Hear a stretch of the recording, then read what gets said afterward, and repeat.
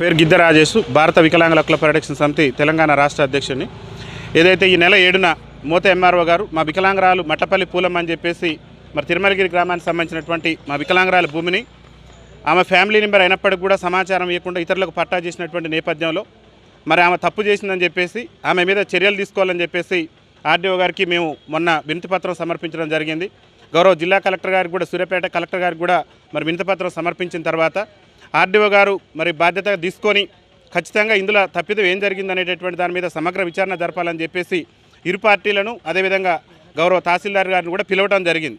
పిలిచిన తర్వాత విచారణలో కూడా మరి మట్టపల్లి పూలమ్మ అనేటటువంటి మా వికలాంగురాలకి న్యాయబద్ధంగా రావాల్సినటువంటి వాటాకు సంబంధించి వాటా ఇవ్వకపోగా కనీసం రిజిస్ట్రేషన్ జరిగేటటువంటి సందర్భంలో ఫ్యామిలీ మెంబర్ అయినటువంటి మా వికలాంగురాలకి కనీసం నోటీసులు కూడా పంపకుండా మరి అక్రమంగా రిజిస్ట్రేషన్ చేసినటువంటి విషయం ఆర్డీఓ గారి విచారణలో కూడా ఈరోజు స్పష్టమైంది. అయితే గౌరవ ఆర్డీఓ గారు కూడా మా వికలాంగుల సమాజానికి మా పూలమ్మకి ఇచ్చినటువంటి హామీ ఏంటంటే న్యాయబద్ధంగా మీకు రావాల్సినటువంటి భూమి వస్తుందని చెప్పారు.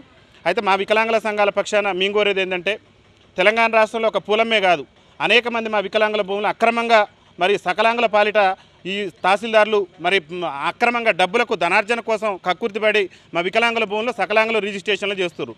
అందుకు సూర్యాపేట జిల్లాలో నేడింజల్ల మండలంలో చారి అని చెప్పేసి మా వికలాంగుల సోదరుని కూడా కొంతమంది ఇబ్బంది పెట్టేటటువంటి ప్రయత్నం చేస్తున్నారు. నల్గొండ జిల్లాలో చింతపల్లి మండలంలో నరేందర్ అనేటువంటి మా వికలాంగుని ఇబ్బంది పెట్టేటటువంటి ప్రయత్నం చేస్తున్నారు. తెలంగాణ రాష్ట్రంలో వికలాంగుల భూములకు రక్షణ లేకుండా పోయింది. కుటుంబ సభ్యులే వికలాంగులు ఇబ్బంది పెట్టేటటువంటి ప్రయత్నం జరుగుతుంది. అయితే ఇక్కడ ఏంటంటే ఈ మూత మండలంలో జరిగినటువంటి తహసీల్దార్ గారు అవినీతి చేసింది స్పష్టంగా కనపడుతుంది. అంటే ఫ్యామిలీ మెంబర్కు నోటీసులు పంపకుండా రిజిస్ట్రేషన్ చేసేటువంటి అధికారం తెలంగాణ రాష్ట్రంలో ఉందా? ఒక పక్క తెలంగాణ ప్రభుత్వం మేము భూభారత్ చేస్తున్నామన్నారు, ఇక్కడ భూములు మింగేటటువంటి భారతులు తయారవుతారు. కాబట్టి మేమేమంటున్నామంటే మోత తహసీల్దార్ గారిని తక్షణమే సస్పెండ్ చేయాలని చెప్పేసి భారత వికలాంగుల హక్కుల పరిరక్షణ సమితి రాష్ట్ర కమిటీ పక్షాన మా వికలాంగుల సంఘాల పక్షాన మేము విజ్ఞప్తి చేస్తున్నాం.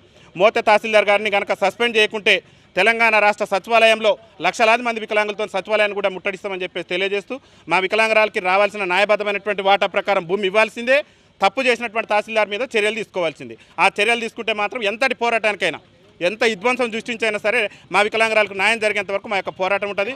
ఎవరు ఎన్ని ఇబ్బందులు గురి చేసినా, ఎవరు ఎన్ని ఆంక్షలు విధించినా కానీ మా వికలాంగురాలకు న్యాయం జరిగేంత వరకు మేము రాష్ట్ర వ్యాప్తంగా కూడా ఉద్యమం చేస్తామని చెప్పేసి తెలియజేస్తున్నాం.